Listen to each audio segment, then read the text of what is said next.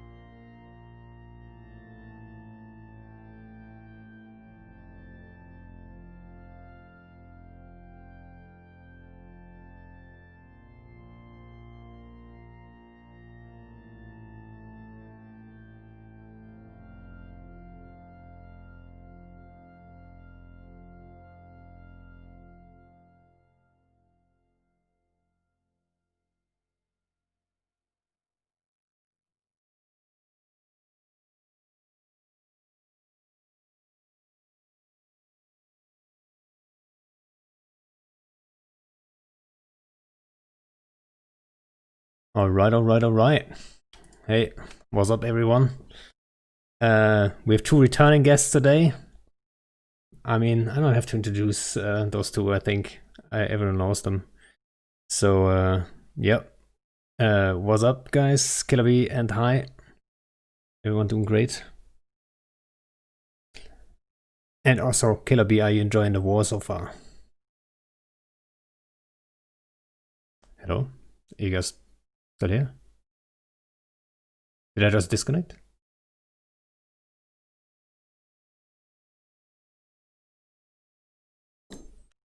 Eve dead? Hi, KillahBee, can you hear me?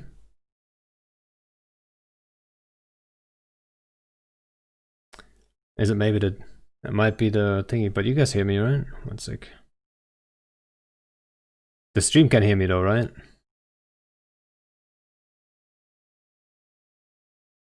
It's not Eve. I'm not even logged into Eve. I actually am. Never mind. What? You know what? Well, I'm sure they're gonna be back in a sec. We wanted to talk, or I wanted to talk about the LTEC A fight, but turns out KillahBee wasn't even on that one.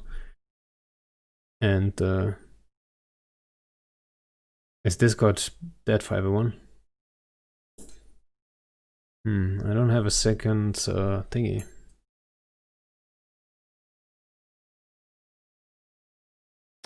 I don't know how to fix this right now.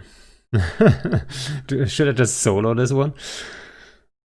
Till the two guys come back. I don't have a TeamSpeak now. Do you have one?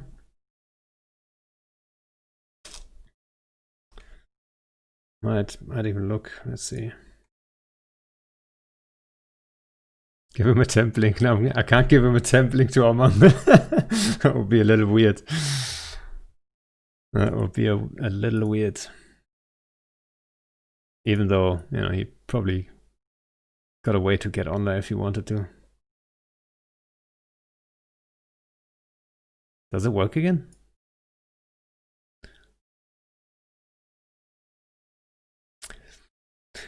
Well, that's awkward. Discord's down for everyone. Let's see what TeamSpeak servers I have.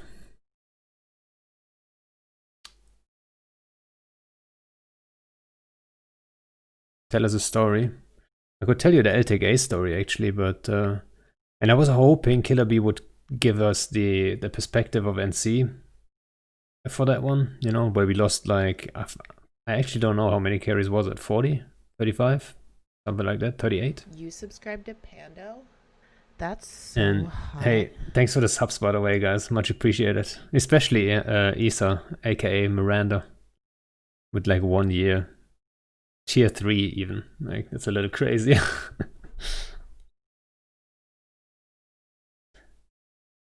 Yeah, a lot of the carriers got out, yes. Yeah, you can talk about it a bit, but we need to get a fucking Discord going, or we need to get a TeamSpeak. Because I don't have one. I didn't use TeamSpeak in ages. I only have like the open comms and all that shit. We could get on the open comms one, right? We probably have that one.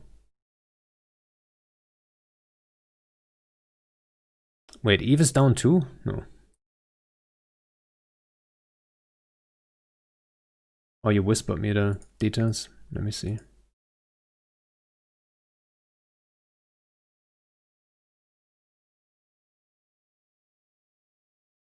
All right. Did you whisper them to high too? Is high even here?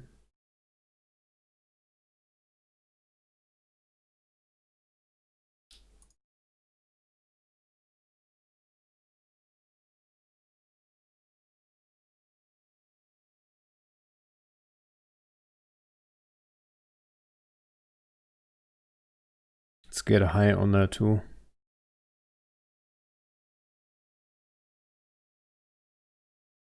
All right.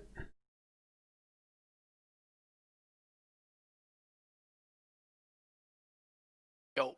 Yeah. 1 sec. Oh, let's push the talk here for me. I can change that 1 sec. No, it's probably me. Like, it's just my standard on TeamSpeak. Can Hi is people not hear in you? chat, so I can't give him the TeamSpeak details.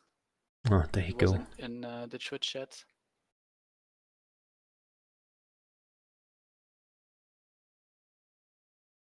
Oh, 1 sec, I think.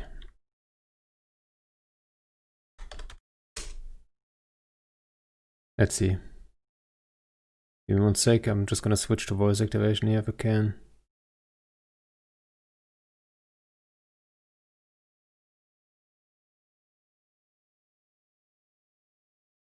You subscribe All to right. Pando? That's so That should hot. work. Yeah. Yep. Alrighty. And that's Bjorn. What's up, Bjorn? Slight complications.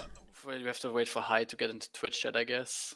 Or maybe until Discord goes back on. I sent it to him on Discord because my Discord didn't crash. My Discord was fine actually. That's weird. We can talk about LTK, I think. Well, the cap fight. It's fine. I mean, then go give your perspective on it. On the cap fight or the sub cap one yesterday? Which one? Oh yeah, we had two. It was actually both fights went LTK. Yep. I mean, whatever. Like, I was thinking about the capital one. The capital one, because I think that was the most significant fight we had so far, and we kind of fucked up. And there's a couple of things. I'm not sure if you guys are even aware what happened exactly, but I mean, let's start with that one actually. Okay. Okay, so from our perspective, what we've been doing so far in this kind of wars, we've been looking at you guys forming up, seeing what times you've ops posted for, and then when goons come up as well, and we've been trying to blue ball you guys on those, and then we do stuff after those, right? Like whenever you guys are standing down. And that was kind of the thing with those, with the LTK fight with the carriers.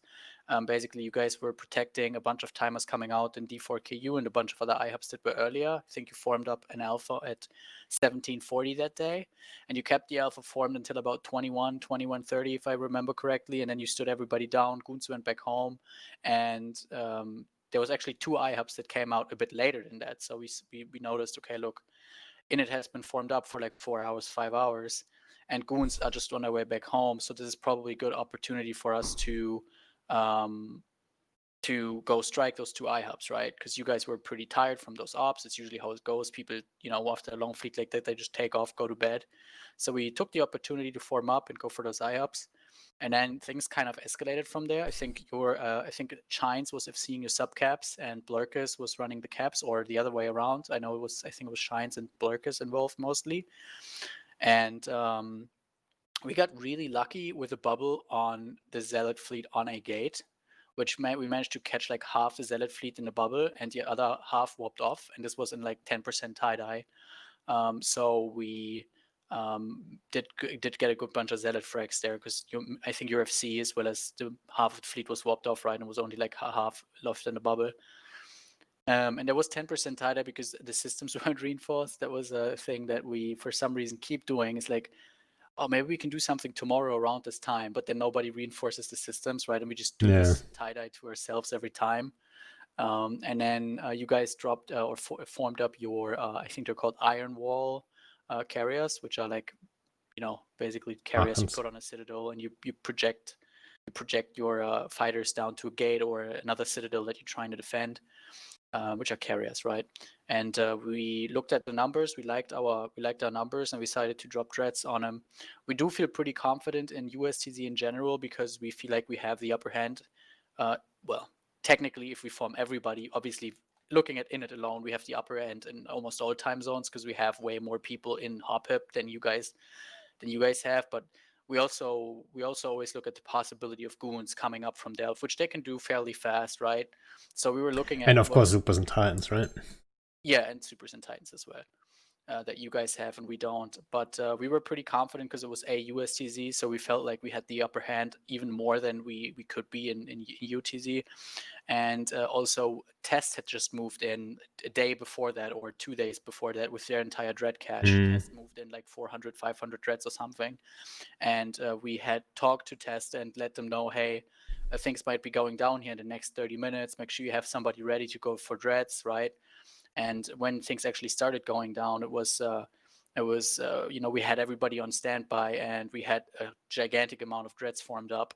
So we felt pretty comfortable to drop on those carriers because we kind of assumed that your FCs wouldn't feel very comfortable dropping Supers and Titans in not your strongest time zone. It would have been a bad move. A bad call. Yeah. It would have been a very bad call, considering that we had that many dreads formed up, right? So that's how that basically happened. That's like what I've gathered from it, basically. But it looked like just on your, like, from my perspective, on your end, I would just say mistakes were made, right? I don't think there was like any major like getting half your fleet in a bubble caught. That just happens sometimes. It's really unfortunate and it sucks. It happened to me multiple times, but it happens, right? It's just the way it is sometimes. Yeah, especially in tie-dye, because the whole like getting caught in a bubble and all that stuff, it's very hard to judge the timing. Like, are we all aligned now? Are we not aligned? How much time do I give people? Do I like set my alarm clock for like, oh yeah, in half an hour we're gonna be aligned, right? It's like it's very hard to judge. Yeah.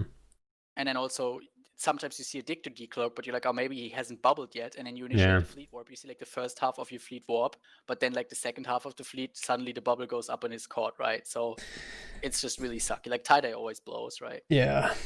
And so the thing is, like, tie-dye always blows, but at the same time, at first Haida helped us, right? So we saw you guys form. I mean, first of all, the timing, exactly how you explained it, right? That's how we realized, obviously, what you did. And it was a smart move. Obviously, we were formed for a long time and then exhausted. And so we were looking at the timer, but it was like all a little bit sloppy. We didn't prep the gemmers properly and stuff like this. And the gemmer is like one of the big issues that we had in that fight. So Shines formed those zealots right away when you guys rage formed. Like, I don't even know how many people you rage formed at first. It was 2 mutant fleets and a Ferox fleet coming in right, like super early, right? And then Shines formed zealots right away. And we only had like, I don't know, 200-man zealot fleet maybe at first. And the idea was, okay, as long as we hold that gate, and if you look at the constellation, obviously you know that, but for the guys listening, you guys have to cross D4 and then jump to LTEC A, and that's a small gate. So like we can potentially hold you guys there. And that's where tie-dye would have helped us, or did help us at first, right?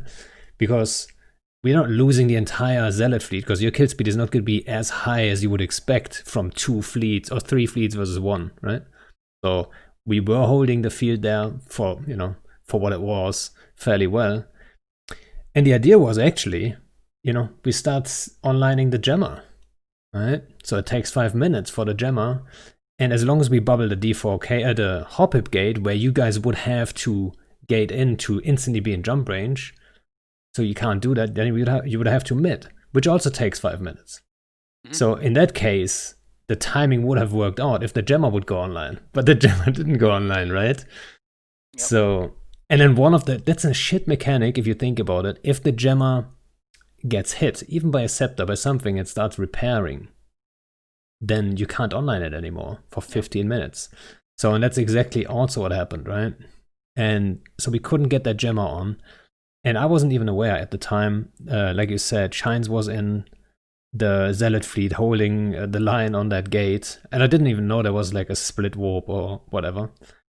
And then Blurkus was forming the carriers. And I instantly said, like, online the jammer. And I just focused on like some reinforcement stuff that was getting through and stuff like this, right? So I wasn't even aware of the problem. And they're like, okay, Pando, bubble the gate, right? So I bubbled the gate, like whatever we had. And I thought the jammer's going up, right? And they dropped the carriers, and you guys made it 500 dreads, right? 500 dreads. We fielded like, I think around 80 carriers, 90 carriers, maybe 100. I don't know. And you minted 500 dreads. I was like, oh shit. And obviously you guys wished we would have fielded Supers and Titans there. We were very aware, like, if we field 2 Supers Titans there, they're gonna be dead. Right? And yeah, it got nasty really quick. And but I mean, that's the cost of doing business. Yeah, at the end of the day, you know, I feel like some people were talking about the fight, the day after, and the TIS Discord, and they were like, "Oh, 250 billion ISK," and I was like, "You guys have to understand, like, the ISK value here is pretty irrelevant. At the end of the day, the reason why I look at ISK values in a BR is not to see how much damage I inflicted to my opponent. Like, the money doesn't matter. It's to see by how far I won or lost, right? Because it's like kind of an indicator. It's kind of like a scoreboard where you like." Okay, so I managed to kill 50 billion. I only lost 25 billion, so I did pretty good. You know, that's how I look at it. I don't look at it and go like, haha, I killed 50 billion is worth of stuff. I did so much damage to them.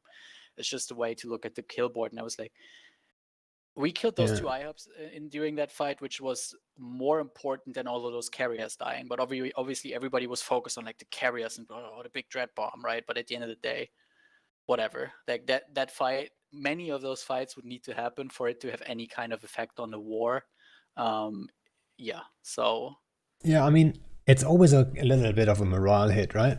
It would be weird for me to sit here and say like that didn't hurt a little bit. I mean, I made a spreadsheet even. So whenever we go hunt, and you know we go hunt, there's another thing we can talk about in a few minutes. So we go hunt and we kill some redders, and I just like write it down, right? So we are like 1/3 there. So to just erase that from our memory, you know what I mean? So we can claim, okay, we killed just as much, guys. It's all good, right? But yeah, it's always a little bit of a morale hit, obviously, which is not good in any war. Like, that's where you lose wars, right? As soon as your guys lose their trust, or they don't believe we can win this, or it's all pointless, you know, these kind of things. You know, if they like, if morale gets hit too hard too many times, that's where alliances crumble usually. Yeah, that's true. So yeah, it wasn't a good fight for us. Definitely not. No, it was pretty shit. I mean, I wouldn't say as shit as it gets, but it was like, it's, you know, mistakes were made, and you know. And yeah, the hunting thing, right? That's too funny. Actually, how long have you been rolling wormholes behind us? For like an hour. No. I mean, you rolled wormholes before, right? A couple days before already? Yeah. So I noticed. I don't want to, like, it's not actually me doing most of that. I just help out sometimes. It's mostly another guy. But basically, the way we think is like, so we're doing from our POV, you know, we're doing pretty good. But you keep doing pretty well with those Kiki fleets. You know, you always find people that are still mining or raiding in their home region for some reason. There's always that one guy. Yeah.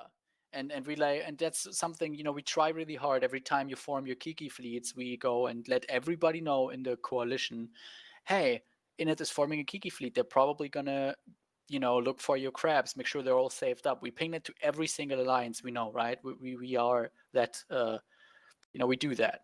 And you still manage to find a target every single time. So we figured, okay, obviously, you know, telling all these people you're coming, that doesn't help. So we had to do something else. And then, you know, Bar, he came up with the idea of, you know, we could just roll all the wormholes and make it really annoying for them to get back. And it's like, yeah, you know, that is annoying. That is annoying. That's, I think, one of the worst nightmares for FZs. Get trapped in a wormhole, or get stuck like 50 jumps out or some shit. I mean, terrible. In Kikis, that's a good part about them. They're fairly fast to travel with. But at the same time, if you're like a ton of jumps out, especially after a longer op, like imagine I'm out like for 3 hours and we're trying to find stuff and we might not even find anything. And then we want to get home and realize, oh shit, our wormhole is gone. And that happened to me once, and I was like, that's kind of weird. It was, I forgot which one it was, but it's a while back. I was like, oh, let's say, I think maybe a week and a half or so at the beginning. I was like, that is kind of weird. Because like, but I didn't think too much of it. And then the other day, we had a wormhole that was EOL.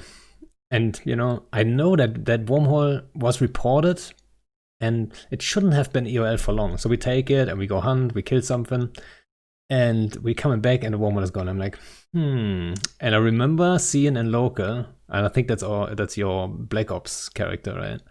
I remember seeing in local, I forgot the char name actually, but there's that one dude, like, and I remember thinking, that's kind of like, what is he doing here? I wonder.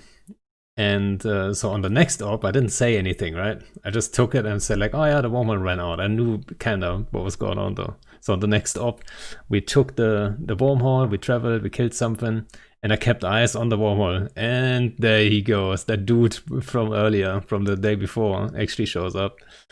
And I was like, let's see what actually is going on. And then you jump in with Ajax and the other guys, right? Yeah. In Legions. And first I thought, my first reaction was actually, it's chemo legions maybe, right? I knew it like 50-50. Is it chemo legions or is it like rolling legions? So I was kind of hoping for chemo legions, because if I spot them, we can kill them, right? We can bait you out and then kill you maybe. But it was rolling legions. But luckily, like, we got lucky so far, like twice now. We got really lucky that we had a wormhole close by. We have like a lot of active people with that stuff. So we got home without like too much problems. But yeah, you rolled the wormhole there. I was like, oh, okay, that's funny. I knew it though. I had this feeling, so I kept eyes. Yeah, it's a dick move. Like, I don't really feel good about it, to be honest. But it's just the way war goes, right? You have to fight on every level. I still like, it's still pretty dirty, because, you know, you guys want to have some fun as well. And like you said, getting stuck somewhere without a wormhole back is just the most frustrating thing ever. Because it happened to me before, and then you have to tell your fleet, well, guys, we got to burn back 35 jumps and munits, and everybody's fucking pissed, right? So yeah, I know it sucks. So I feel bad about it, but at the end of the day, it's nothing personal. It's just business, you know. Yeah, you know what? I did that actually too hard a while back. We had some rolling battleships in all wormholes when like everyone started flying Stuka suddenly and using the wormholes, right? The drifters. I was like maybe we can cut that early, because that's usually what happens if like someone tries something new and they fail early on, even like especially twice in a row or so, and it's like painful. Very likely they're not going to do it anymore, right? So we tried like to cut it off like early, and we rolled some wormholes too, and I bet it was painful for some people to get on. So I get it. But yeah, I want to hi. talk a bit about the. Hai is apparently not able to connect to this TeamSpeak for some reason. He's just saying. I gave him the TeamSpeak details, and he's getting like he can't connect. So that's just awkward. I don't have any other TeamSpeaks either, so I can't really do anything about that, unfortunately. And someone says I should turn you up volume-wise. I'm not sure if I can actually. Maybe I can. Am I fine in terms of volume for you on TeamSpeak, or? Oh, this should work better. Okay. I hope it wasn't too quiet for you guys. Should have been fine, but yeah. Well, hi. I was gonna say, apart from Hai not getting on, I was gonna talk about the subcap fight that happened in LTK yesterday, because I thought that was pretty fun too. It was my biggest subcap engagement yet since I've returned, so I feel pretty strongly about it. I was very excited to take it. That was a good brawl. Yeah, so it was. So I want to just point. I don't know if you guys were aware of that, but I just want to say that the day before we were chasing around Blurkus's Munich fleet, right? So basically this all started on Thursday. This all started on Wednesday. Wednesday again was one of those days I decided to flash form because in it was formed for, I think the D4KU jump gate came out, and Blurkus had jacked off a Munich fleet up. He had about 120 Munions, and I decided to flash form NC and PL for it. And we ended up getting a bit too many people. I tried forming NC alone first, but we didn't get enough. Then I asked PL to merge into my fleet, and then we had too many. So Blurkus decided not to fight us, which was fine. I completely understandable. And he went into LTEC A, and he went to the faction fort there, right? Oh yeah, and you camped them in, right? Yeah, and I had to rescue that fleet actually. I didn't plan on camping them in. So what happened was I aligned our fleet to the faction fort, and then accidentally warped myself to it. And for some reason, half the Munich fleet decided to lock me up. So I was like, oh, rest of the fleet warp to me. We can kill these people that have me locked up, right? I was on comms actually, I heard that. Yeah. So they all warped in on the faction fort, and we managed to kill some units there. And then I was like, oh, while we're here, we may as well go reinforce it, right? So that's how the fort ended up being reinforced. It was kind of an accident because I warped myself by accident. And then the fort came out yesterday. I think it came out at 17:30 Eve time. And there wasn't too much noise. You guys had a beta formed under Shines, or a beta posted, and Goons had an op, but they didn't really post one. They kind of just pinged like 30 minutes before it, hey, we're going to form. So, but it was just one Goon fleet that came up. It was Sacrilegious, and it was Havish of seeing them. And then it was you. Oh, Discord seems to be back up, yeah? Yeah, I mean, I'm back on, but I didn't I'm gonna hop on Discord again. Yeah, let's see if it works. Yeah, maybe Hai wants to come back too. I'm just gonna mute myself on thingy. I'm here now. All right, perfect. So the thingy fleet was coming. The Goon fleet was coming. Yeah. So the Goon fleet came in Sacrilegious, and you guys had your Zealot fleet formed. And I was looking at our numbers. I obviously asked for Horde to form as well, and FRT was there, and they merged into me actually, because we had 4 smallish fleets, right? Horde had 115 fleet initially. I had like 150, and FRT had like 150. And having 3 small fleets is worse than having 2 large ones, right? So I asked FRT if they could merge into my fleet, which worked. And then Horde got more numbers as well and ended up with a full fleet. And we warped in. You guys were set up on the fort grid, and Horde jumped into system and went to the fort at like 20, I think, and started shooting it. And I actually warped to a perch, and then just warped down into the middle of your fleets at 0, right? Because that's just how you have to fight Zealots and Sacrilegious with Munions. And we just started brawling away. And I thought the tie was very manageable. So that was pretty cool.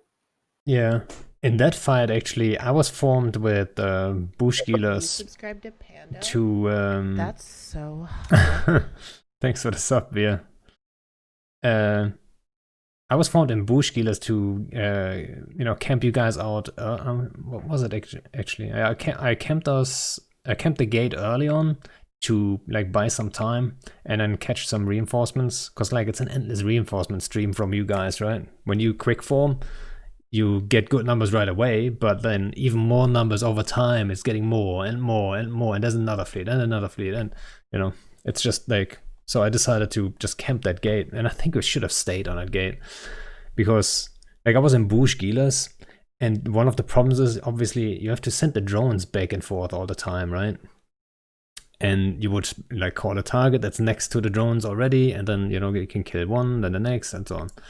But in this fight, like first the focus was on fraternity, and then Shines tells me like, hey, can you just kill NC logis? And I switch to NC logis. And then our fucking drones get PDS'd, so I have to recall the fucking drones. And then, it was like such a, especially in tie-dye, it was such a waste of time. And then the funny moment was we're getting bombed by a test, and I actually haven't recorded. I should actually make a video of it. So test is actually smart. I think it was probably Seek who. Yeah, it was Seek. Yeah, he's a good bomber FC, like a really solid bomber FC, and you could tell he knew what he was doing. So they warped scepters on us, but I was on the Logi overview, right? So I couldn't see exactly what was happening because I was focused on like killing the Logis. And people tell me like, hey, we've got like scepters on us. And I, switch back, and I'm like, okay, like scepters are not gonna kill us quickly, so put new drones out. Let's kill some scepters. And then the bomb run comes in from all sides, but I didn't see that, so I just saw like 5 bombers in front of us. I'm like, guys, just defend, kill those bombers. It's gonna be fine. They might even help us kill those scepters, right?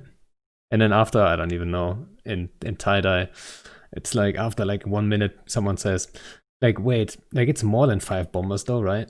And then I zoom out, and there's bombs coming from everywhere, right? And I was like, shit, what am I gonna do? I was scrammed by like one brave, like a test guy, but one brave test guy. And bombs are coming in, and I just tried to MJD the fleet out. And I think I saved most people, but like we lost like 5 or 6 Gilas and a couple Bushas. But yeah, it was a scary moment. But yeah. Yeah, that fight, like if you look at the battle report of that fight, it probably sums up the current meta so well, because both sides lost like 70 Logis and nothing else, right? It is literally like hack versus hack fights are so boring because you just warp in, you start killing the enemy Logi, then you kill the enemy links. You guys actually kill links first and then Logis, but it doesn't really matter which way around you do it, right? And I think at the end we came out a bit is positive, I think by like 10 bill or whatever, but it was just so for the reason I thought the brawl was pretty cool was because I felt like the tie-dye wasn't as like it was 10% at times. Most of the time it was like 15% tie-dye, but the game was still working very well for me. And we actually went in at 0 with Munits on top of your Logis, and we volleyed stuff so quickly. And then when the Goon reinforcements arrived, there was like another Goon fleet that came later, as well as I think even more you guys brought in an abandoned fleet as well of people that died, and we decided to extract because it was getting a bit unfavorable for us. So we decided to start like burning away, and we got out pretty, like aside from all those Logis that died, we got out pretty cleanly. Like we didn't lose that many Munits or anything. So that was interesting. Yeah, exactly right. Like we got in at 0 and we still managed to get out without losing too much. And that was fun. I mean, the Zealots are great. Even if they're fighting Murons, which is like a shitty damage type, technically, they still do well against them. In a one-on-one scenario, they still do well against them. The problem is, the second you don't do well anymore, you can't just extract. They're just too slow, right? So whenever you lose the fight, you lose them heavy. Instead of like Murons, if you lose the fight, all right, let's just move out and that's it. So, that's the big advantage of Murons. And that's a little annoying about Murons, I think, right? I would say, like, I mean, everyone agrees Munits are too OP.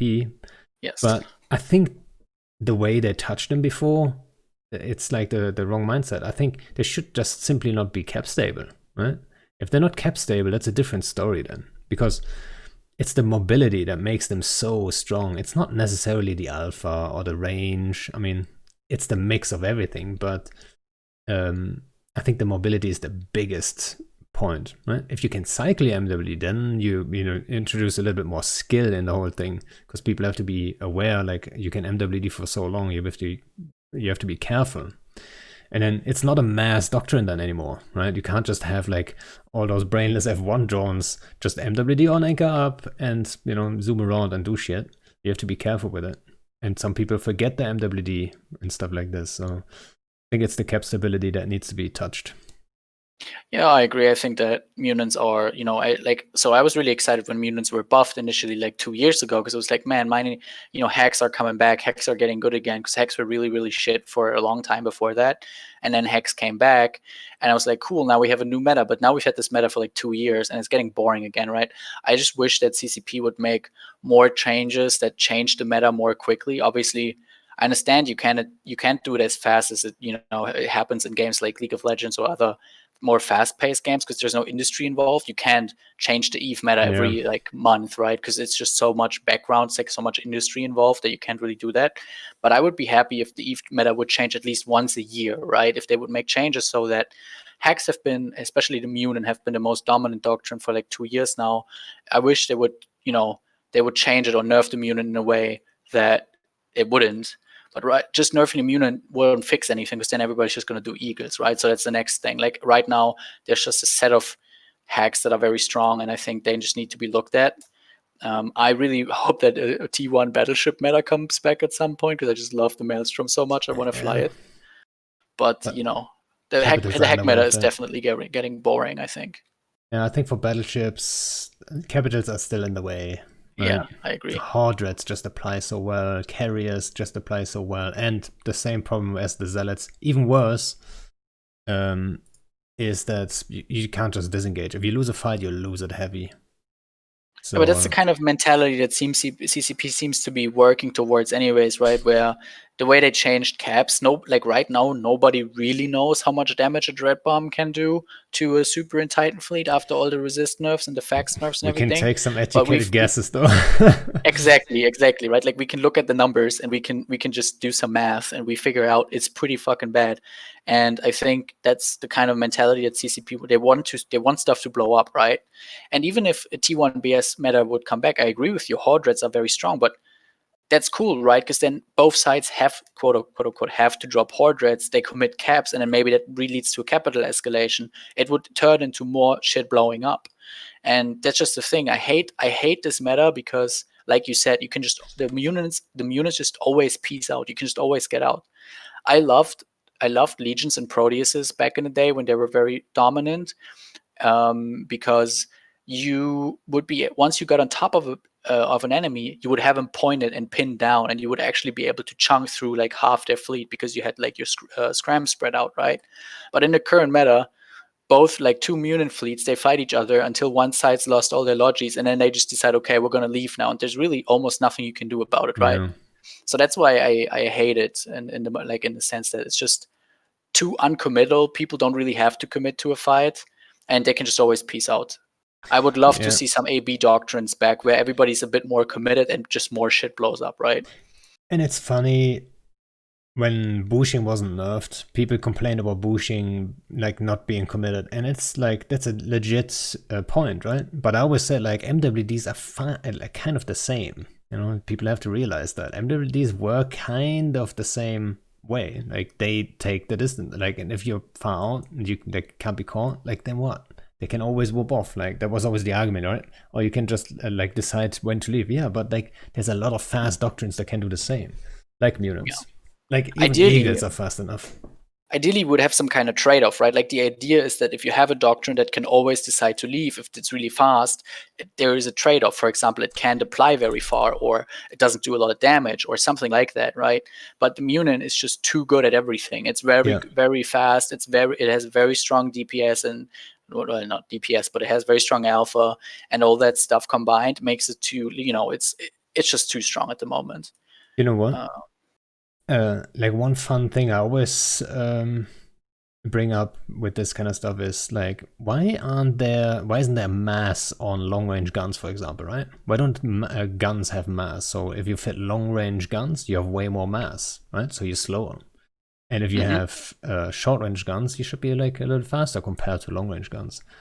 And I think that would be an interesting dynamic. I mean, Rise is probably going to hate me for saying that because that's going to be a nightmare to balance. But I still think that's probably a good approach, right?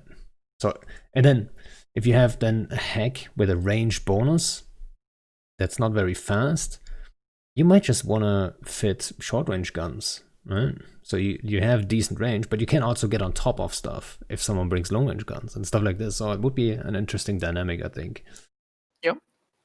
I think that. So what I thought was pretty interesting is that on the big they did the big TIS show on the CCP channel, right? And Bryce was talking a bit about upcoming balance stuff, and he talked that the team Telos is currently working on command ships and they're reworking them in a way. And I thought that was an interesting choice for ships because I understand that right now the only two viable command ships kind of are the Claymore and the Damnation, and then maybe Vultures for shield fleets. But yeah, I mean at the end of the day, most people just do Munins, and so I get it a bit, but I thought they were like, I'm really curious to see what they're going to do to them. Because I like, off the top of my head, I can't think of anything that would like make command ships like that relevant, right? Yeah, I think Hai, like before the show, like Hai actually brought exactly that up. And he said like, so like, are you aware they want to make like one of the command ships on each race a fast, a less tanked, longer range boost kind of thing, and then the Vulture and Damnation and so on, they would be like they would pretty much stay the same, have stronger boost but less range on the boost, so you're more compact of a fleet, which is kind of weird, to be honest. I didn't think command ships are a problem right now, but yeah, I mean some of those are simply not used, right? And who flies EOS, right? Nobody does. Yeah. I mean, I would love to see an EOS fleet. Oh, kind of cool. I was actually really surprised that Goons has had absolutions in their Lynx ships as well. Because I killed a couple of absolutions during that LTEC A fight, and it was Goons, I think, that had those. So I was like, why would you bring an absolution over a Damnation? I don't get it.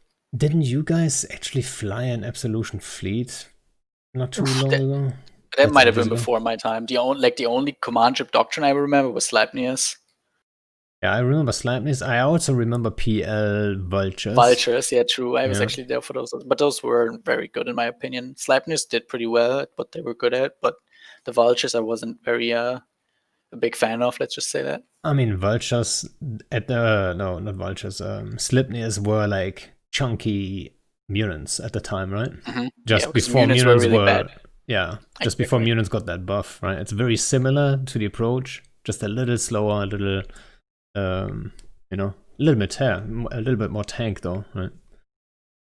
I thought they were quite like I liked the Sleipnirs actually, and they were actually that was during the Ishtar Online, right? Yeah. So the funny thing about the whole Sleipnir thing was that we did really well with Sleipnirs in PL. We went through wormholes a lot with them, and we ganked a bunch of people. We took very favorable fights, and we were doing really well. Like the battle reports we produced with those Sleipnirs looked really impressive because we just wiped out fleets with the Sleipnir fleet, right? So a lot of alliances in New Eden started thinking, oh man, Sleipnirs must be a really good doctrine. So they all started introducing Sleipnirs. And then there was like FCON started doing Sleipnirs and a bunch of other alliances, right, at the time, and they actually used them for proper combat fleets. But Sleipnirs were never really that good for actual combat when you fight like an even-sized opponent that has a strong doctrine as well. They were not that good on that. They were really good for going through wormholes and jumping on somebody that's not expecting it, but they were not very good for fighting. So those alliances that adapted those Sleipnirs because of those BRs, they all started doing Sleipnirs and taking them to real fights, and they just got whelped every time. Trashed. Yeah, and then there was like for some reason people then thought that we were just god tier FCs. Like there was people, man, you guys keep owning with those Sleipnirs and everybody else is doing so bad. And I was like, yes, because they don't really understand what the Sleipnir is good for, right? That was so funny to watch. And people keep like, actually I was asked like 2 or 3 weeks ago, somebody asked me, Killer, was it you that invented the Sleipnir doctrine? I was like, bro, I don't invent doctrines at all. It's not my thing. So they were still talking about it, right? Because we did so well with them back then. But yeah, it was just a I think ganking doctrine, really. I think it's similar to the kickies, right? Like every now and then you see a battle report where we wipe out Munins, but you can't really fight Munins with them if the Munin FC doesn't make a mistake, right? You like, there's no way. There's simply no way. You have to catch them, really, right? And then you can capitalize on it and really get some damage done. And then you see like other people fly those, and they just get absolutely destroyed by Munins, and they're wondering why. But it's fairly simple, right? They can dictate range, and they outrange you. So like, what are you gonna do once they're at range? You're A/B destroyers, But yeah, it happened. I mean, I wiped some kickies not too long ago against Willy, so it was kind of a dumb move on my part. You still get caught, but you have to, at least try to set them up so you can take the fight if they fuck up. Yeah, that's tricky. Actually a very good example as well, right? Because if the Munin FC knows what he's doing and it's in a sort of in a fight scenario, and the Munin FC knows he's going to fight Kikis, then there is almost no way, unless he makes a really bad mistake, that you are going to be able to kill Munins with Kikis. But because most of the time when you go for raw rules or something, the FCs forming are either very unexperienced or they don't set it up properly, and you manage to get some amazing like kills. Yep. Like sometimes I watch your stream and I see you like fight an FRT Munin fleet or something that's trying to defend the raw rules, and you just go through one Munin after another, and it's like, what's happening, right? But it's just the way it is, right? Like that is a really good. That's pretty much exactly how things went with those Sleipnirs. Because what we did is we engaged people that weren't really prepared and weren't really set up, right? We never really took an even fight with those. That's not what they were meant for. Yeah, it's always like if you surprise, and it comes back to the LTK fight where we lost the carriers, right? Suddenly we had to rush and make it happen, and then mistakes happen. Then you fuck up, right? Then that jammer doesn't go on. Then suddenly you feel the carriers a little too early, or you don't have the bubbles in the right place, and then or you warp off, but only half the fleet, the other half gets caught. If you have to rush things, that's where mistakes happen. That's why I also like. I'm not a big fan of this whole like quickly get there. Like I like to have my structure in the fleet, right? Take my time, form it up, make a little bit of a plan in my head, like try to play out like what's gonna happen and all that stuff. And it's not even saying I'm always right with my prediction, but like have somewhat of a plan before I even undock, right? And if I have to rush in, that's also where I make mistakes, and then sometimes you lose a fleet. That happens very quickly. Yep. And that's also why the kikis are so effective. Obviously, hunting. Right? People have to defend their raw coils, and there's a time limit. And I hear people complain about like, oh, the raw coil like 5 minutes. It should be less. I think that like 5 minutes, that's very short actually, right? In 5 minutes, you have to form up a fleet that can deal with like potentially 150, 200 kikis, right? If we're there with 200 man kiki fleet, try and gauge that quickly in 5 minutes. It's not easily done, right? And and that's where we capitalize the most on those for sure. That's why I enjoy it the most. And they look dumb sometimes, even though they're making the right moves. But sometimes these little mistakes, sitting on that ping too long, like warping after us, thinking, oh, we're leaving or whatever, warp into my bubble and all that stuff. It's just that one click. It's that one click that can get your entire fleet killed, basically. It happens. That's what I like about the hack meta or what the Munins, right? If the FC fucks up majorly, I can catch them with bombs and stuff like this. And then they're not that tanky, actually. So you can actually wipe them out. But you have, like, everything has to work out great. And really good FCs don't make those mistakes, sadly. Well, they do sometimes, but not very often, Yeah, obviously. I mean, it happens, but you have to be... So, like, let's say you coming up with, like, some fucking Munins up the pipe, and then you make that mistake, but at the second you make that big mistake, I have to be at the right place, at the right time, like, you know what I mean? It's like, I have to be perfect while you make the mistake, then I can capitalize on it. So it's like, mistakes happen all the time. But not always is someone there to, fuck your fleet up. I got away with a lot of mistakes all the time, especially in kikis. But yeah.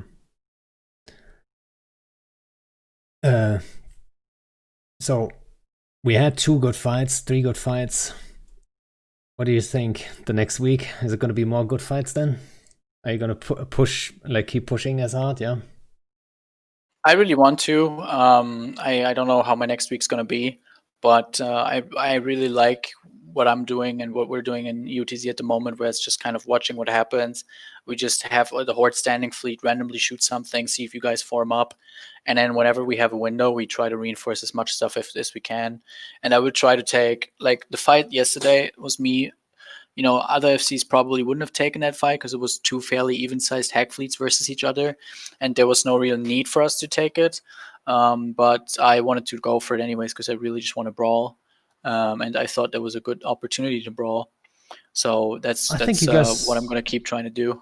I think you guys won the escort even, or didn't you? Yeah, we did. We did. Yeah. We came out by like 10 bill ahead or something.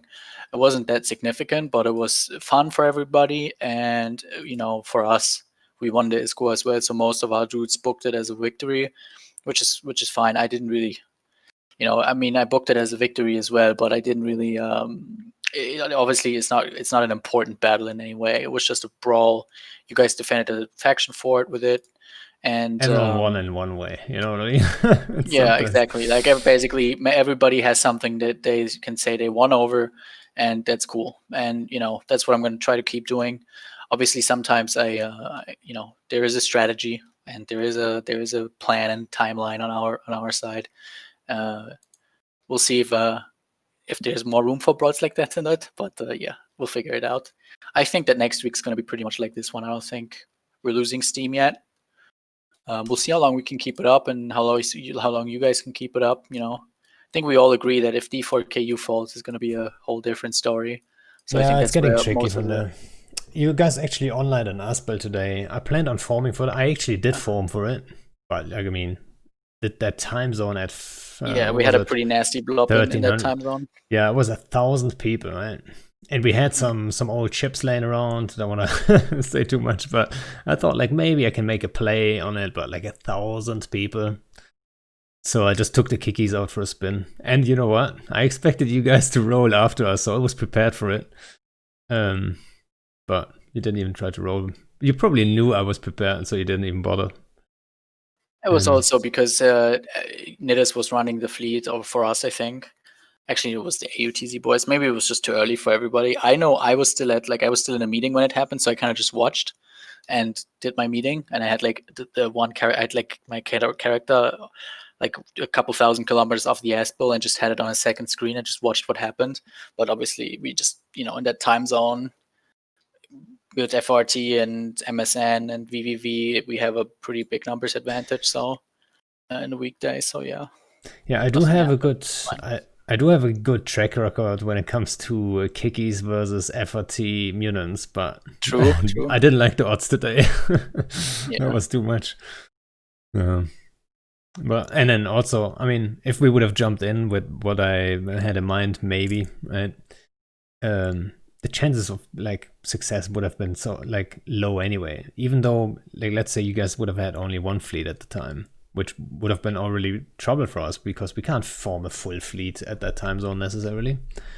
But the second we show up, it's next door to your staging, right? So you just bang the drums and you get a second fleet for sure. Like, it's not hard. Like, everyone's hungry for some action. So 1,000 people were formed. I bet you guys could have formed even more if it needed. So it's I mean, we're in a tricky spot. Not gonna lie. But yeah, for sure. No, I don't think anyone's arguing that you guys are having a good, like, an easy time in that sense. It's definitely you. So the big advantage we have is that you guys basically always have to prepare to be able to match our numbers, right? Like, you have to post an op, you have to maybe call goons depending on who of us forms, and we can really just flash form most of the time. Because if it's just your flash form versus our flash form, with us being NC Horde, PL, yada yada, right? We always have the ability to form more people in a flash form than you guys most of the time. So it requires you guys to do preparation to get timers done, whereas we can kind of just lay back, watch, and then flash form if we want to go for it. And that's something that it's definitely an advantage for us. And you guys are doing pretty good so far. I mean, D4K is still under your control, but I think it's going to get tougher and tougher. Because we're going to start to get more citadels online in your space now as well. And once we get citadels up and all that stuff, it's just going to get harder, basically. Yeah, I think we're doing good for what the situation is, but at the same time, I feel like we could do better, right? I still feel like we could do way better. But you know, we'll never do perfect. Like, it's hard to predict what numbers you get at what time, and then also, like I said, your strategy with the whole you know, constant a little bit pressure and then make us form and then, you know, strike when the time's right. And there's nothing we can really do to avoid that. But then also the situation we are in, it's very similar to what you guys were in Tribute, right? I mean, you couldn't contest those numbers. Yeah, pretty much. That's pretty much the same situation. We always had to form a big CTA to be able to contest you guys at all, or goons at all. Whereas they could just flash form and have more dudes than we did, right? So that's why, yeah, it's kind of the same thing. You know what? I was thinking, like, one difference is, so if you guys at the time when you were in Tribute, I forgot actually who was staged where. So you guys were in SH1. That's NC. But where was Horde? Was Horde there too? I forgot actually. No, so at the time they were still staging in, I think it was Geminate, but they would come up from Geminate for all the timers, which isn't that far. So like a jump gate or two and then a couple of gates. So yeah, the rest of the coalition was like kind of in reach. And I think subcap number wise, you guys were like fairly close there, but the Titan advantage was on our side. I think nowadays though, with the Titans being changed, or the EHP of Titans and Supers, it could be different now. Like, if we had the same situation again right now, you guys would stand a bit of a better chance, because Supers and Titans are not that invincible, right? Now you could do the Dread Bomb thing a little bit more effectively and maybe catch some stuff, right? I mean, I'm not saying you would win that whole thing then, but you would definitely be able to, you know, capitalize on some bumped Titans or whatever. And yeah, that's the scary part for us, really, right? We can form big. That's why we called that one CTA, right? We needed to know for ourselves too, like, what can we actually form? Like, can we count on those numbers? And I think we had a really good showing, right? But we have to have all our stuff on the fields, like max form, to contest what you guys have with all those dreads. And we already, like, it's not a secret, like, if we field all our Titans and you field all your dreads, some of our Titans will die, right? It's pretty obvious. I think that's unavoidable at this point. Like, no matter how well you plan your super fleet, if a dread bomb's big enough and they don't all get fucking bosuned or lanced off at the start, I think that you will always lose Titans now. Because even through facts, because effectively only like 27 facts apply their reps, and you can just kill through facts reps now, like, easily, quite easily. So it's yeah. So the but math, that's I think that's cool. Like, personally, I like it too. I think, like, I'm not gonna shy away from taking a super cap fight if I know my opponent has a large dread bomb.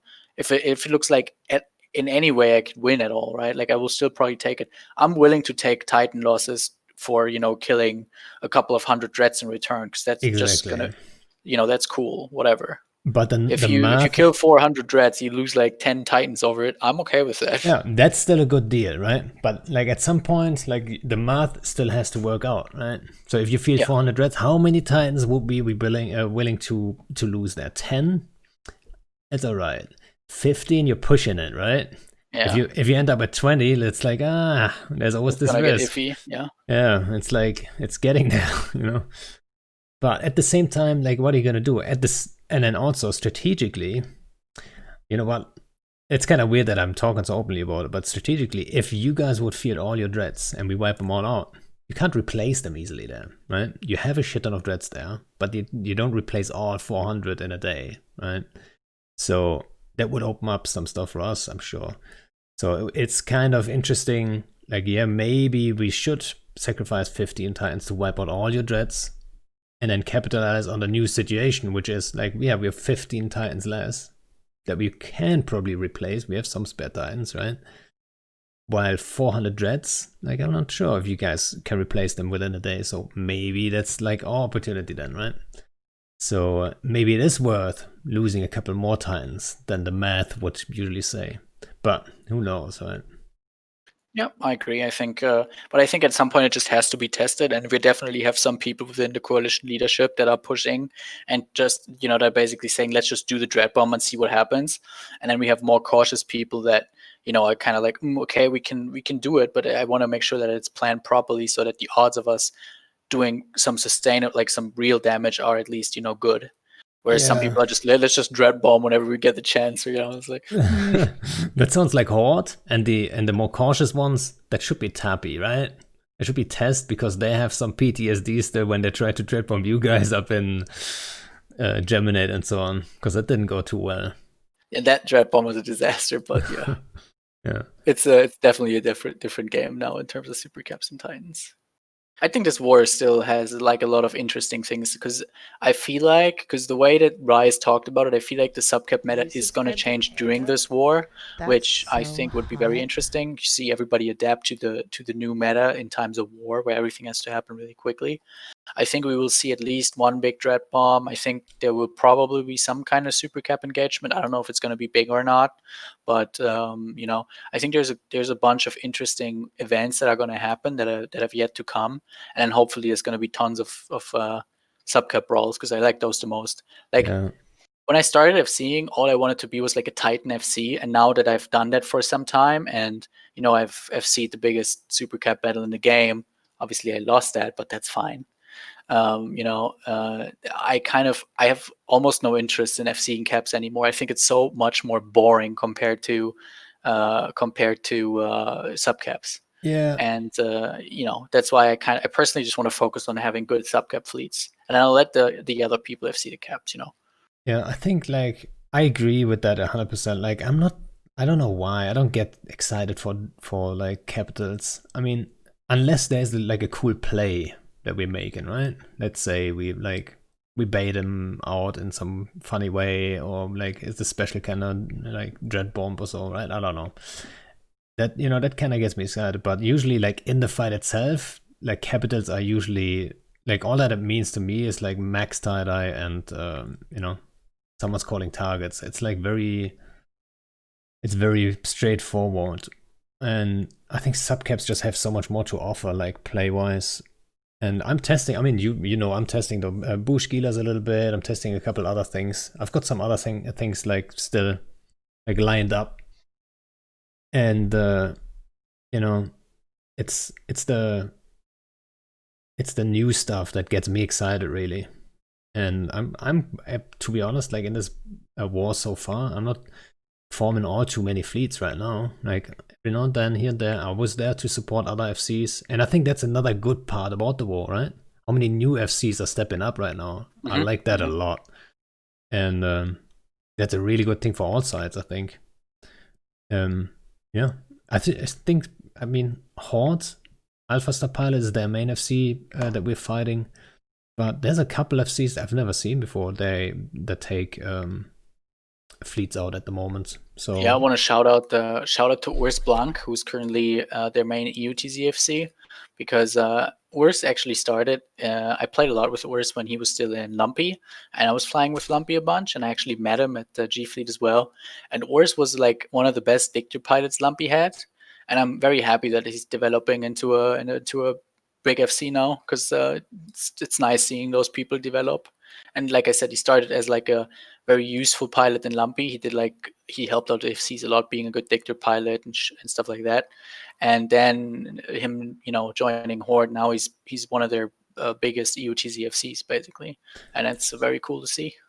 Yeah, I see that name more and more. Like I knew the name before, and I can't put my finger on, like I'm not good with names, but I can recognize names. I don't necessarily know from what, but I've seen that name before a couple times. You recognize Mist Slam, the guy who just keeps the Cormoran fleets up? Yep. I hunted those guys for like 1.5 hours today. It was good fun. It was good fun. I tried to box them in a constellation. Because like he just doesn't care. Like we made a campaign BR lately, right? There's like you can make a battle report with that one tool that spans over like multiple regions in Yeah. multiple months, right? So we made like a campaign BR starting when the war started to now, and I think Horde has lost like 1,400 cormorants so far, like 1,400. That guy, he just keeps forming his cormorants. He keeps going out and he keeps getting chemoed, and he just doesn't care. He just keeps doing it. It's hilarious. Yeah, he warped like earlier, like I hunted him for like 1.5 hours, and he was like a pain in the ass. There was not much going on in the constellation, but he killed an Antosa here and an Antosa there over like, it wasn't too much damage, but it was an annoyance, right? So I was hunting the guy, and I was in bush Gilas, which is not a good doctrine to actually engage these, right? I have to send the drones over. He warps like 3 times by the time my drones reach him. So I was like thinking about like, it's like more like a practice round for me. Like, how do I actually catch this guy? Right? So we killed one here, we killed one there, and then we lost the Gila at some point. And he kept going around us a little bit. And at the end, you could tell they were just impatient or whatever. And they just warped straight on 0 and tried to headshot me. And I don't know why, but I tanked somehow, even though my stalk wasn't even tanked at all. It had only like a damage control and a shield extender. And it was like, I don't know, maybe 60, 70 comms at the time. And they couldn't break it for some reason. And then they all went home the honorable way. But it was good fun to fight those. It's good entertainment for everyone, I think. Yeah, that's what I love. Like, there's obviously been some Reddit posts about him, and it's fine. You know, I understand that you can use that stuff for propaganda and for spinning, and that's cool. But The at the 35 end of the day, milcoms. everybody that, Yeah, The 35 milcoms. So right. yeah, but at the end of the day, all those people keep joining Mist. Like, he gets good numbers for those corn fleets every time, so they are enjoying them and they don't care about it. So I feel like it's cool. You know, the people chemoing them are having a blast. The corn fleet's having a blast. It sounds like everybody's having a good time. And sometimes we forget that, you know. I do definitely have a war mindset. Like, it's not like I've forgotten that in war, sometimes it's all about hell dunks or blue balls, and you want to strategically blue ball your opponent as much as possible. But sometimes, honestly, man, fuck that. You know, sometimes you just have to go for the fun. You have to go for the brawl. And I'm hoping that, you know, throughout this war, while there's definitely going to be a lot of hell dunking and blue balling, right? That's just the way it goes, and everybody that's involved in the war understands that. But I'm hoping that in between that, everybody finds some time to, you know, have some fun. And I think that, you know, corp fleets like the ones that Mist is running are exactly that. So that's cool.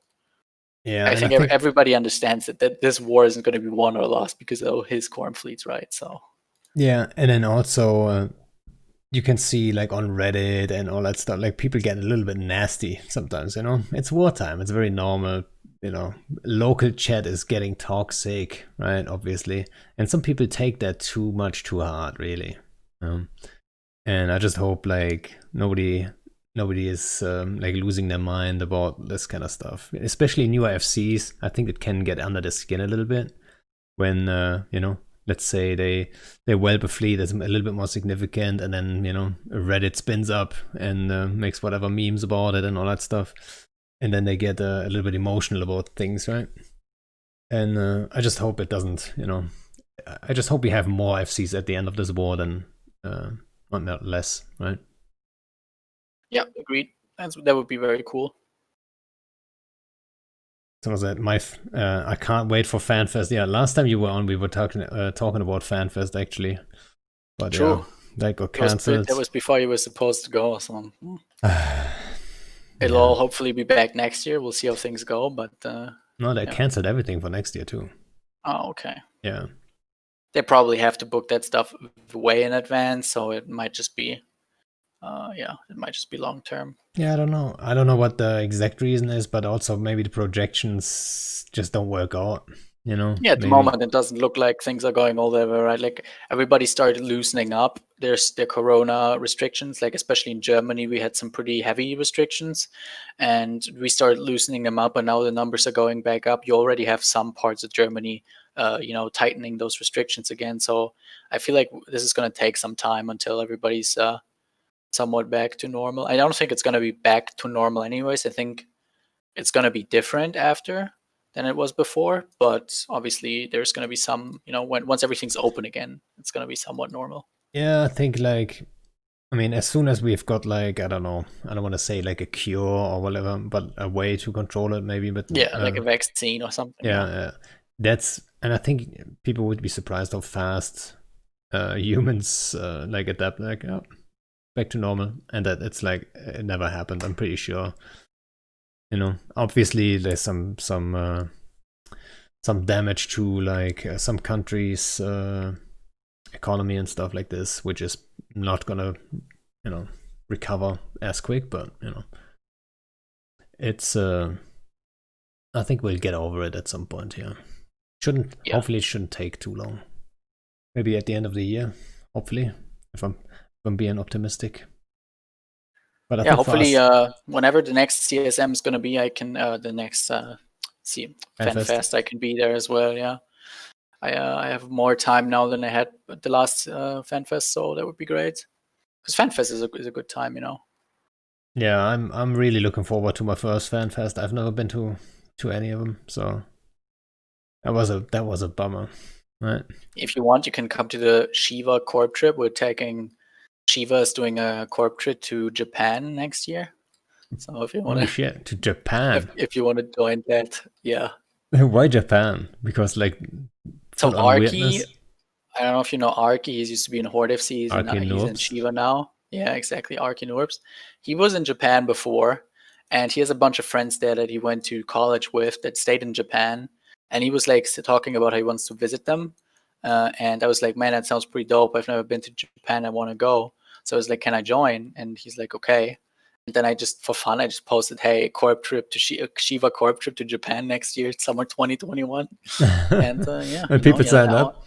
Now it's now some people are at least considering joining. We'll see if it actually happens, but it would be hilarious.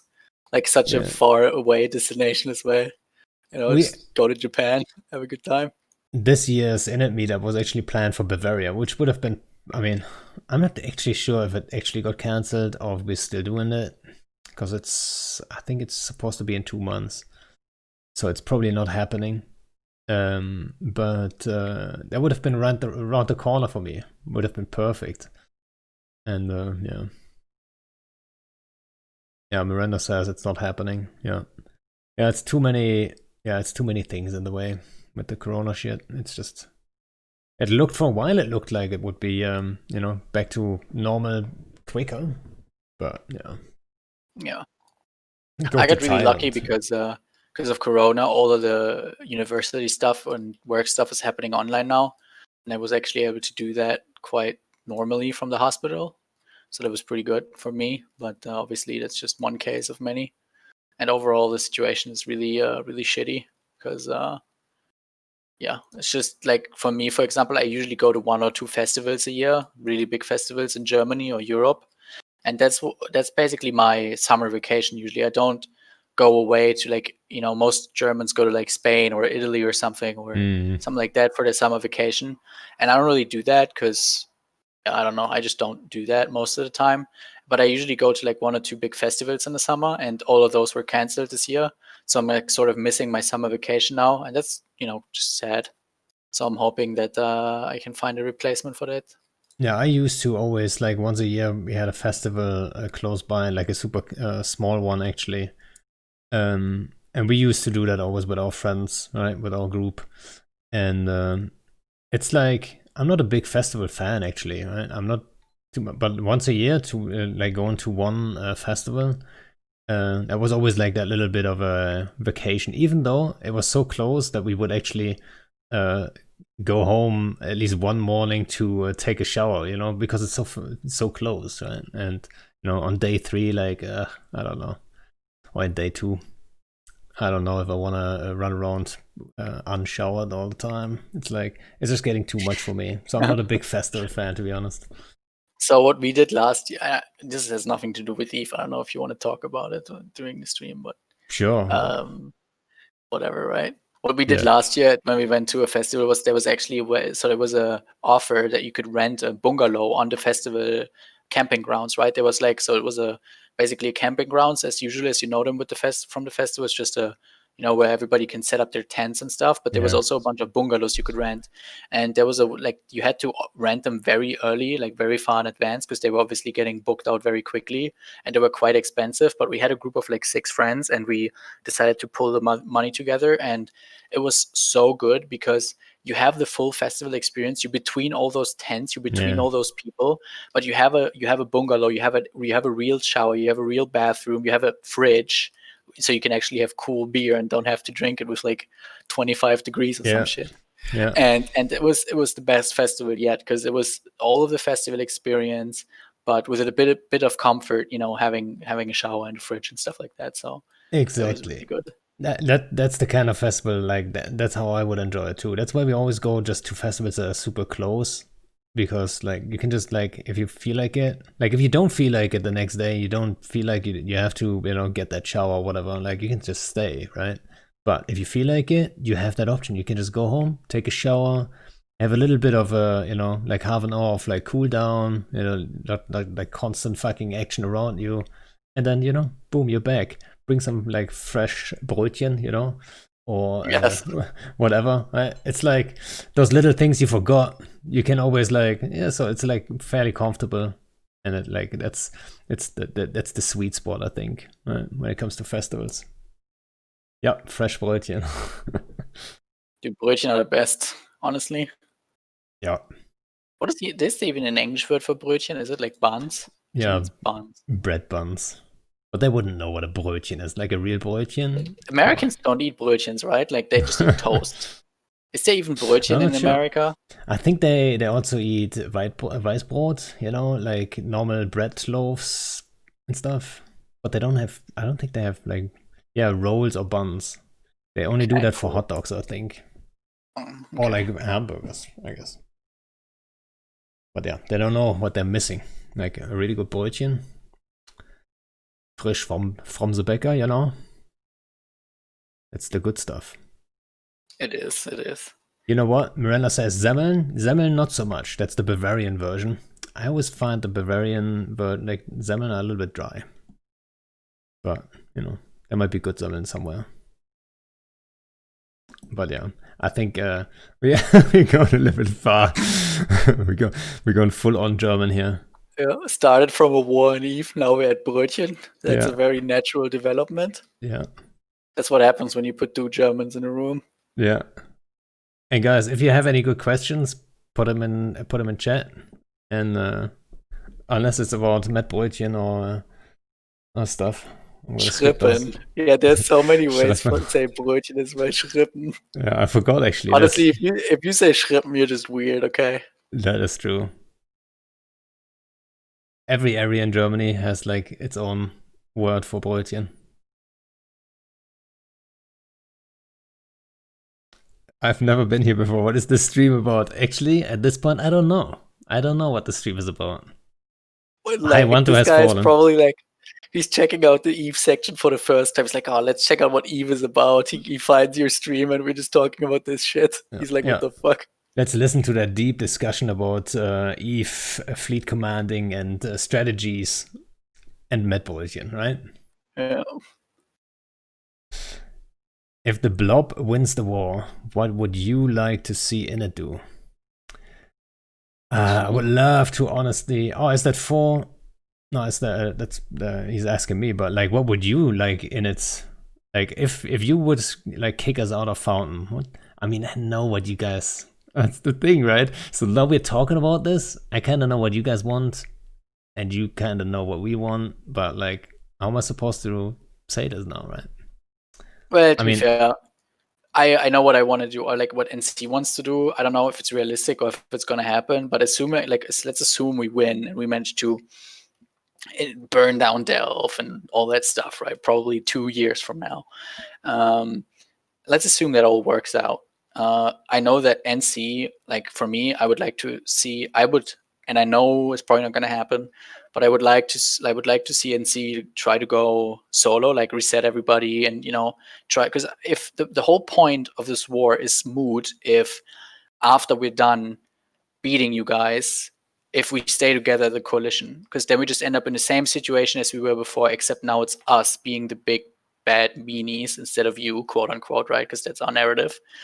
And that would defeat the whole purpose of this. So I'm really hoping that we don't make the same mistake that we made after World War B. We break up the coalition as fast as possible, and maybe we can actually, have NC, for example, go solo. Maybe even reset PO, go that far, and just do our own thing and look for what's available. But obviously, I know that's pretty unrealistic. That's probably not going to happen. That's just what I would wish people would do. Yeah, I think a lot of people would wish that, but then there's always a bigger fish, That's the problem. So, and if the bigger fish shows up, guess what? You're looking for a friend, right? And boom, Yeah. like suddenly you're blue with someone else again. And that will always be the case, like because like those wars, it's serious, right? People are invested in this game. They have assets and all that stuff, and assets, that's like time and efforts. Basically, that's how you have to see it. So losing that is not, nobody wants to lose that. So people will always reach out to like friends if they have that option. And I don't think there's any. I don't think there's any way for CCP to create an incentive to not do that. I don't know how that would even be possible. But I think they will always stay. But yeah, hopefully, maybe when this war ends, there's more smaller groups. But that's as close to a blue donor as we can get it at the moment, right? So I'm not sure if I can be too optimistic there. But yeah.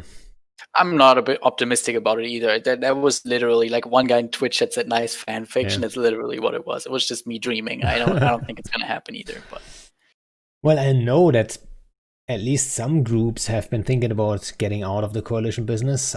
I know PL has been looking at it, I'm sure. But at the same time, like, I've talked about it from the inner perspective too. Like, if we left the Imperium, we would paint a massive target on our back, right? A massive one. Because, like, look at this. There's an alliance and they don't have friends. Like, hey, we need something to do. We're bored. Like, boom, let's deploy to init space, right? And suddenly we are the targets. And and currently, if it's not viable. Yeah, and the whole empire building situation, I think that's actually coming a little bit to an end with the whole rock art changes and mineral changes. It not to an end, but it's less empire building focused now. But that was one of the reasons why you have to have a secure, stable home, right? You need stability with your alliance so people can invest in their infrastructure to make that ISK, because that's what the game is dictating, basically, right? So maybe over the next year or so, CCP introduces some changes that it doesn't push towards the empire building stuff anymore. And then maybe, I think Init has a good shot at leaving a coalition at any time. But in times of war, right, for all those guys that are like, oh, like, do a CO2, right? We read that all the time. That's absolutely never going to happen, right? So, like, during war, that's impossible. Like, that would be such a weak move. But like, after the war, if everyone splits up, like, I think we would be fine with that too, right? I would be. I don't know about the rest. And what would we be doing? I don't know. I think we have a traditional home in G.O, right? We can probably run missions as an income for people and have the R64s around us and then live there. It's possible for us. We can do that. I think not a lot of other alliances can. But holding SOF is not that attractive to us, I think. Like, if we would lose Fountain, I'm not sure if we would take another region. Right? Maybe we should be just free. Just use Delve and then, free roam. Unleash the kickies all day, every day. But yeah. Best fleet comp currently, question mark. Best fleet comp currently? I guess we have to say mutants. I don't know. Yeah, overall mutants. Obviously, there's always an answer. Like, there's always a counter to a doctrine most of the time. But Munins are at the moment by far the best overall doctrine. Trigger Happy are doing a good job of being alone and doing their own thing, question mark. You know, I like Trigger Happy, I like the guys. But they were a little bit focused on Kenda, and Kenda did take a break, so, and you could tell they struggle a lot with that. But then also, I don't want to talk bad about Trigger also, but people ignored them, right? If someone wanted to crush them, if they had something valuable, people would, like, someone would come and crush them. So, they're doing great. Maybe they're growing, and then, they can build something like bigger. I hope will be good. Yeah, I would agree with that. I think that what Trigger Happy are doing is very attractive. Like some of the battle reports that I see when they take fights, I just look at the BR and I was like, I would like to be the FC of that fight, right? Because it's a cool like 100v100 brawl. Both sides have maybe 1 or 2 triage, maybe they have a bunch of support. It's a really cool fight with a lot of like moving parts in it. Yeah. But the whole reason that the whole thing that is going on in Vale and Tribute is developed is literally because all major alliances in the game agreed that they weren't going to involve themselves in Vale and Tribute. It was basically an agreement between at least like all of the PanFam alliances. We actually had a meeting about that, and it was really? like the leadership of PanFam just said no FCs are getting involved in any Vale and Tribute stuff. We just flat out told that to everybody, like told the FCs, and because we were the closest to them, right, for most of the time, and yeah, so that at some point that went overboard and people stopped caring about it. But especially in the early days, we decided to stay out of it. And that's also why because I think that what's happening in Tribute and Vale should be happening in more of 0-0. There's a bunch of small alliances. There's multiple people involved, and that'd be cool. That's cool to see. So yeah, that's actually a cool move. Like, we didn't have a meeting about it, but I think when we were up in Pure Blind, some FCs took fleets into that space, and then we told them, like, yeah, guys, come on, right? We don't have to, push their shit in or whatever. I think one of the Trigger FCs revved the jump bridge or whatever, right? And that's usually how it starts, right? Someone tickles the other guy a little bit too much, and then suddenly, someone reacts. But yeah, we told our guys to, like, we don't have to, like, go in there and crush them now, and kind of ignored it. But it wasn't an official meeting, so. Adept is asking me, how can I say that while being the biggest blue donut in the history of EVE? Well, see, there's a difference between my personal opinion and my strategic opinion. I am 100% an NC.FC, and I support NC.'s decisions, but I can still have my own personal opinion. And I think that in EVE, where things would be more like in Vale and Tribute, all over in Olsec would be a better EVE. But I can also see that, right now I'm involved in a war, and I'm going to do what it takes. And right now, what it took was this big blue donut to be created for somebody to try to challenge the Imperium. So why would I start saying, oh, it's so bad? I'm loving this. Like I at the moment, the fact that I can go out into Fountain and do stuff every day and get fights sometimes we just reinforce a bunch of stuff, but I'm having a good time. I can honestly say that this first 1 or 2 weeks of the war, I personally thought they were pretty good. I did a bunch of fleets, and yesterday I finally got my first big subcap brawl, so I'm very happy with that too. And I'm very happy with how things are going so far. You know what? We can talk about the big blue donut all day long, and there's never going to be people are never going to agree on it. Obviously, yeah. it's a suck. Like, it sucks that that's necessary, but clearly nobody was going to challenge the Imperium without that happening, right? Because it didn't happen for 2.5 years. So yeah, I had to listen to that argument of you can't say that because you're in the Imperium. Whenever I said I would love to have more smaller groups and and stuff, but people forget I've been in it for what, I don't even know, 10 years or some shit. I lost track. And you don't just leave the alliance, and I think we are kind of in a similar situation, right? We're both not leading the alliance, we're just part of it and like FC for it. And then people might see that from the outside as if you calling all the shots, we're going here, we're going there. We sure like have some influence, but we don't call all the shots. And then also from a strategic point of view, like setting your alliance up for the future, like it's just not as easy as people make it out, right?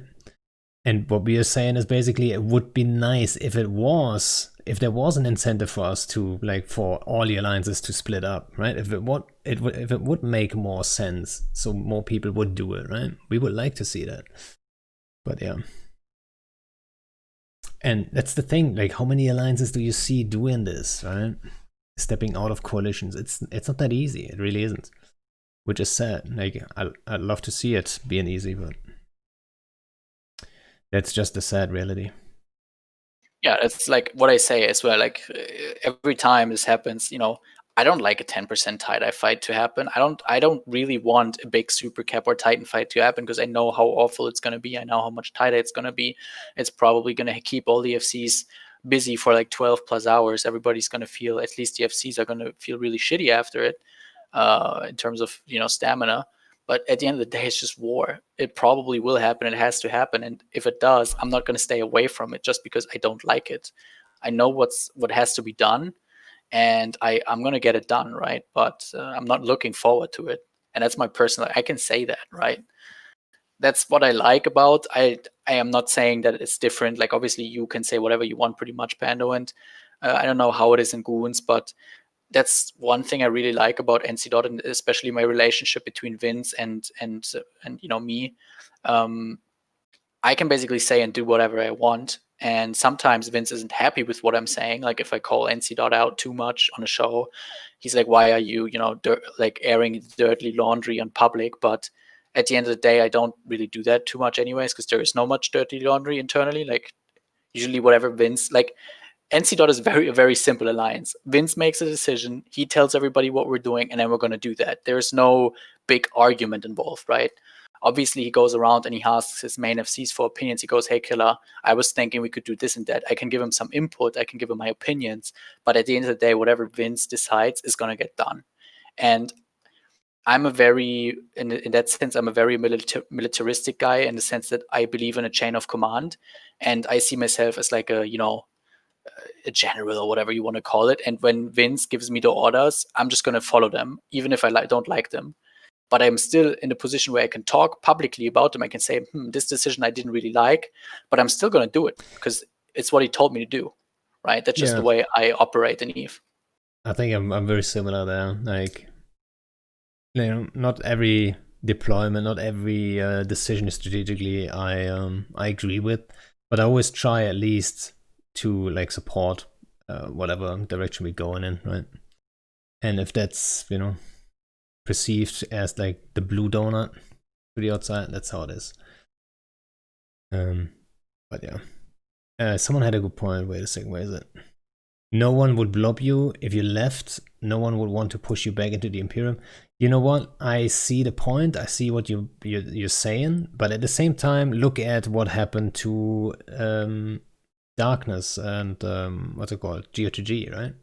They were their own coalition, and then they got pushed back into a coalition, right? Into a bigger group. In this case, the Imperium.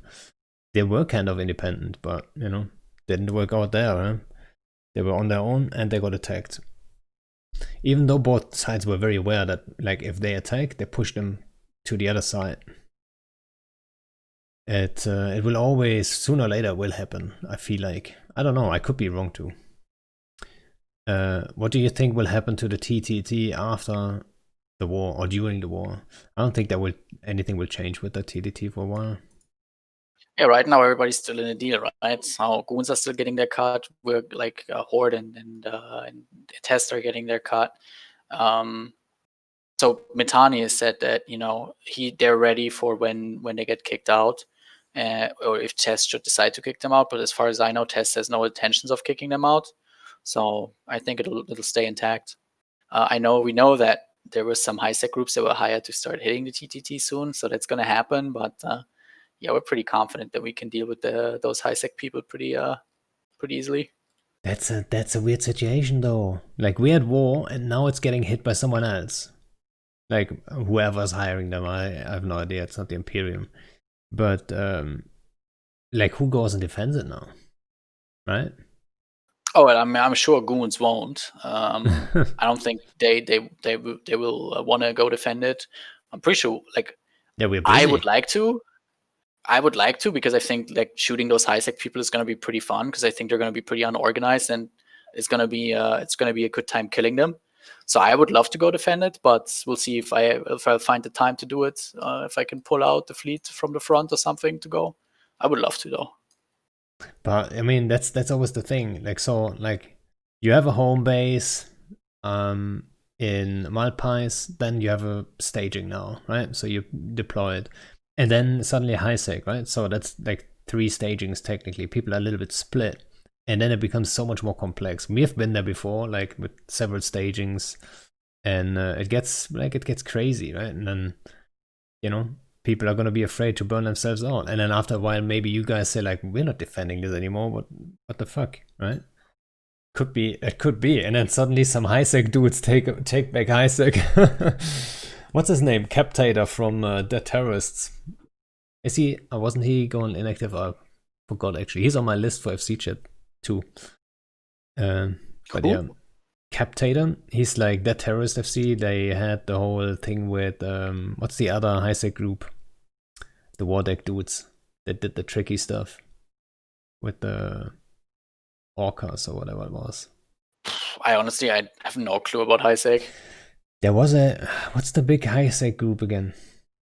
The Pirate. Yeah, Pirate. So they had actually a big war going on, and then the terrorists and some other guys, they started hitting their exactly the bowheads. That was the trick. So they had this thing going on, and then they hit their war headquarters or whatever. And there was actually interesting fights were kicking off there, and we actually you guys showed up once, and then the next day we showed up and helped them. So yeah, you helped actually dead terrorists, and then we helped them, and that was actually quite interesting because they were using like beefy battleship doctrines, because no bombs, no bushes, no bubbles, it all plays a role. So suddenly a completely different meta in high sec, and they were using a trick to like save their ships, so they disengage and then just store them in bowheads and warp the bowheads off, which was a little lame. But yeah, they lost their citadel, and it was actually quite interesting. I think Talking Stations did like a little bit of a series about that. At least one show they focused on that. For those who wonder. Right. Could you say a bit about high sec real quick? What I really enjoyed about the perimeter fights at the beginning was that there was still like so much stuff going on, people figuring out high sec, because we all came from 0-0, and there was some funky stuff we did, right? Like we had obviously all FCs were neutral monitors, or neutral FC ships rather, and then all our links were out of alliance as well, so links couldn't get shot, and then we actually had bumping Macarials, neutral ones that would just bump, like whenever Progod was trying to undock his fleet and like fleet warp them off, they would just bump Progod with his monitor all the time, so he couldn't warp off, because that was before the 3-minute warp thing, right? You could just bump him infinitely, and he was not able to warp off, and he got furious, and those kind of funky That's stuff funny. you could do in high sec. That we just did that like so much at the start of the perimeter brawls, but then obviously after a couple of the brawls, everybody figured out what's going on in high sec, and then it started to get boring. But I feel like now a couple of almost a year or something has passed, probably even more than that. And I would look forward to having another couple of fights in high sec, because it's always a very nice change of pace, and you can do so many more different doctrines as well in high sec, because there's so many things in high. Well, so many things don't exist in high sec, right? Like bombs don't exist, bubbles don't exist, caps don't exist. So you can do a lot of doctrines that aren't viable in 0-0 because of those things, and you can just take them and do them in high sec and have a good time with them. And that's why I like to go there. And so yeah, I'm hoping that if some neutral entity starts hitting the TTT Keepstar, that I do get to go and have some fun, maybe with a Maelstrom fleet or something. I love Maelstroms so much; they're probably my favorite ship in the game. So I just want to do Maelstroms all the time. Maelstroms. Yeah. It has to do with it's nostalgia for me because the first, back when I started playing the game in 2008, 2009, they were really popular. And my alliance, the first 0-0 alliance I joined, was mostly harmless. They were part of the old Northern Coalition, and I remember training because. So I wasn't able to fly the Maelstrom yet. I didn't have the skills because I was a proper noob. So I started flying like a Thrasher, and people told me, "Oh, Thrashers are like mini Maelstroms, right?" And I was like, "Man, I'm a small Maelstrom now. I was in a Thrasher." And then the day I finally had the skills and I sat in my Maelstrom, I was like the proudest dude ever. And that's why I love Maelstrom so much. It's just the nostalgia, probably. But they're for cool.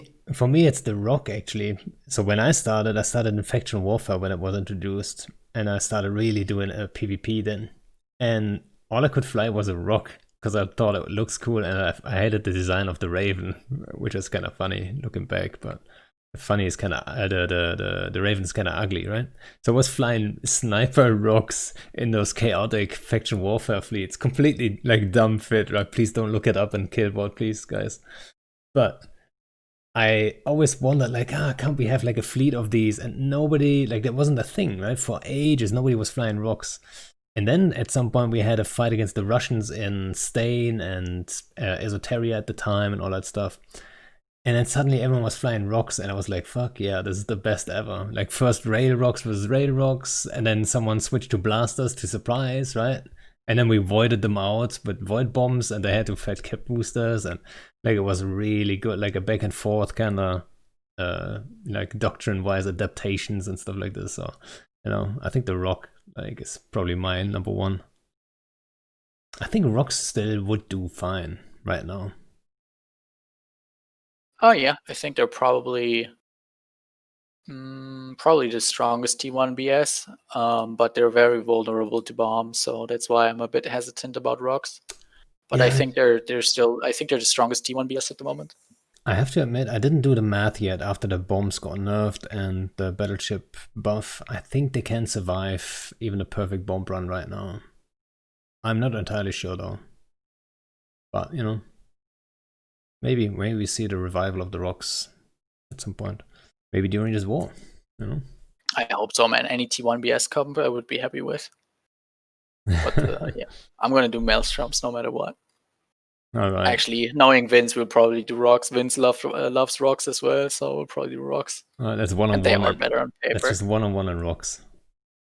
Every Sunday, 2000, we meet up in D4K and just brawl it out and rock it out. Yeah, we just rock brawl. I'm down. Baltec, lul. Yeah, I don't want to talk about Baltecs. Maybe CCP is going to introduce 100-man filaments for Tech 1 battleships. That would be funny, right? But nobody's queuing, right? That would be fun, yeah. If we have 1 million people online at the same time, then you can do it. But we wouldn't have enough people queuing. I mean, unless, why not? Maybe you have already fights that are arranged, right? So people talk to each other, hey, let's meet up here and there. But then you have kind of rules, but then some people bring us a couple more, some a little less. But you could make it like that. And then say you've got those filaments, you can just queue up at the same time. That would be kind of funny too. At least have that option. 100 people proving grounds. It wouldn't take too much out of the game, I feel like, which is one of the concerns with the proving grounds, right? That it takes people out of the actual game. Which I think 2v2 is not that big of a deal. But yeah, you have to be careful with it, I think, if you're CCP. But alright, we are at an hour 45. I usually aim for an hour 30. So if there's no really good questions here. Panda, you ever considering switching sides? No, I can be honest, no, switching sides is a fucking no-go. It's that's not happening. And I think there's KillahBee is kind of the same. We might we talk to each other, and like we are old friends or whatever, right? But at the same time, none of us would just instantly switch sides or so. That's like, There was a time, like when I was considering joining Goons, unironically, there was a time when I was very unhappy in NC, and I didn't really know where else to go, and I only really saw Goons being an option for me. So there was a time where I was actually strongly considering it, but it sort of stopped, and I kind of, I took a longer break from Eve, and now that I'm back, I'm very happy where I am again. you That say was that, which is mostly doing inactivity as well. Huh? that's a bit of a surprise, but at the same time, that was definitely not during a war, right? No, that was during complete like peacetime. Basically, there was Yeah. nothing going on. Right, there was absolutely nothing going on at the time. I was just not having fun with Eve. Basically, at the time, I didn't log in much. I didn't do anything at all, and I was like, maybe it's because I've been at the same place for too long. Right. I've been in NC for like 2 or 3 years now, and then I was in PL before that. It kind of feels the same. So to me, it's like I've been in the same place for like 6 years now. And I was thinking maybe I don't like Eve because things are getting stale, and I wanted to change things up. So I started looking around, thinking where could I go. And to me, I looked at different alliances, but I didn't want to go like small scale because I feel I'm still too addicted to the bigger fights. So I didn't want to go. Yeah. I didn't want to go into one of the smaller scale 0-0 alliances. And then I looked around in the bigger ones that aren't NCPL Horde, right? So I looked around, how can I change things up? And then there was only really Tappy, you guys, or Goons. And I ended up, meeting a bunch of like Goons at the CSM as well. And I got along with Merkel Chen, who's the CEO of Karma Fleet, very well. We had a really good time at the CSM summits. So I was like, maybe I'm just going to join Merck's Corp, and go to Karma Fleet. But then I didn't really follow up on that. I kind of just went back to being inactive. And when I returned, that thought was gone. So it was just a little period there. Oh, interesting. I don't know, but yeah, Mercatine is a good dude. I don't know him too well, but whenever I see him, he's a good funny dude. And Brisk, I know is a good friend of him. All right, like I don't think I missed any big questions, so I would say let's cut it right here. Thanks a lot for coming. I enjoyed it very much. A little bit sad Hai couldn't come back. Yeah, true. We lost Hai on the way. He probably would have had some fun stuff. I'll get Hai on next week, or maybe like he's always gonna be like one of the guys I'll contact every now and then. Same for Kenda, Kenda, KillahBee, Hai. Who else? Asher's a really good one. So I'll ask Hai for next week, guys. And yeah, the stuff at the beginning, obviously, I couldn't do much about it. So sorry for that one. But yeah, guys, everyone, thanks for hanging out. Hope you guys enjoyed it. And enjoy the rest of the war. Yep. And thanks and bye.